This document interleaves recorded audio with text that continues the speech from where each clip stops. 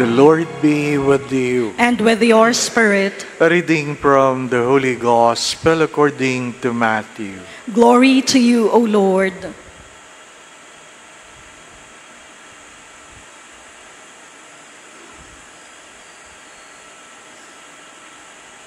As Jesus got into a boat, his disciples followed him.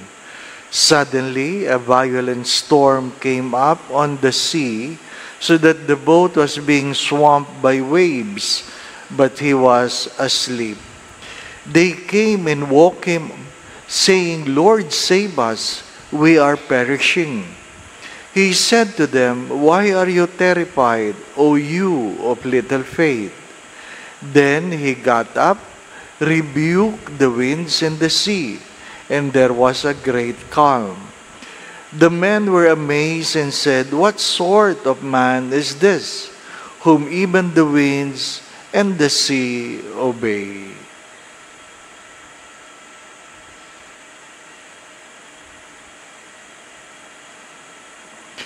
Brothers and sisters, the Gospel of the Lord. Praise to you, Lord Jesus Christ.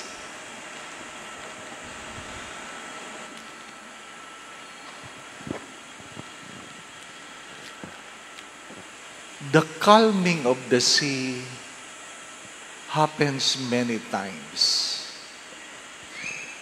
God can rebuke the wind.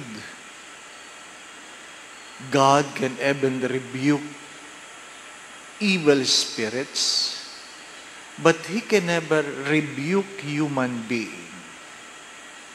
He can never tell human to be quiet. For one simple reason. Because God cannot contradict Himself. He can rebuke the wind. He can rebuke the evil spirit. He can say, "Be quiet, be calm."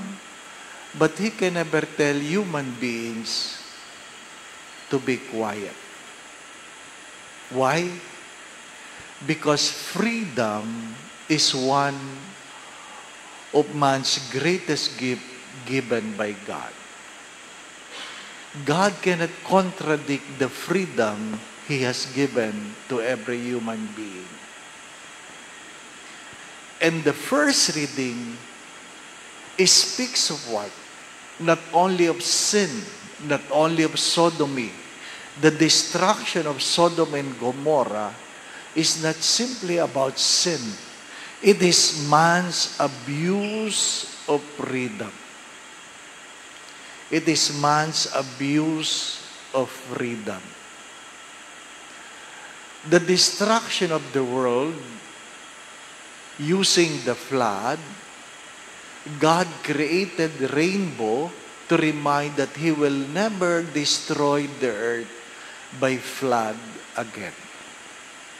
But the destruction of Sodom and Gomorrah, there was no sign about it. It means it can happen again. It can happen again not because of the sin, but because of man's continuous abuse of freedom.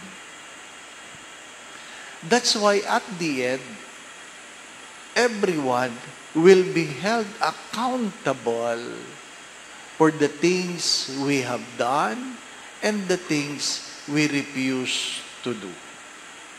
We call it the sin of commission and the sin of omission. My dear friends, my brothers and sisters, when we were born, we were given three greatest gifts. The gift of life,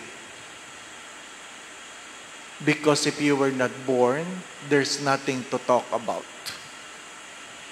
If you were not born, well, why worry? You are not here. The second gift is the gift of freedom. That man can even betray, despise, deny the God who created him. But it's important to take note that the third gift that God has given us is the gift of family. A gift of community where we can grow and become the person we ought to be. It is a gift to be given, to be put in a community, to be born in a family is a gift. But it is in your hands to choose the things you choose. As I always say this, we have the freedom to make a choice, but it is not for us to choose the consequences of our choices.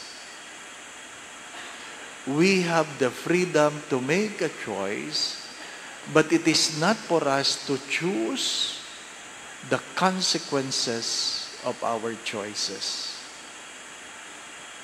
Take note, the first reading is not simply about sin. It is not simply about sodomy. It is about abuse of freedom. Today is July 1. I hope you know it. It is already the beginning of the second half of the year. What I'm trying to say, time never waits. Time will never wait for you. If you refuse to change, time will continue to move. Again, my brothers and sisters, our problem is not just committing sin. Most of the time, it is the abuse of freedom that God has given us. The Lord be with you. And with your spirit. And may Almighty God bless you and your family, the Father, the Son, and the Holy Spirit. Amen. The Mass has been offered. We go in peace to love and serve the Lord. Thanks be to God.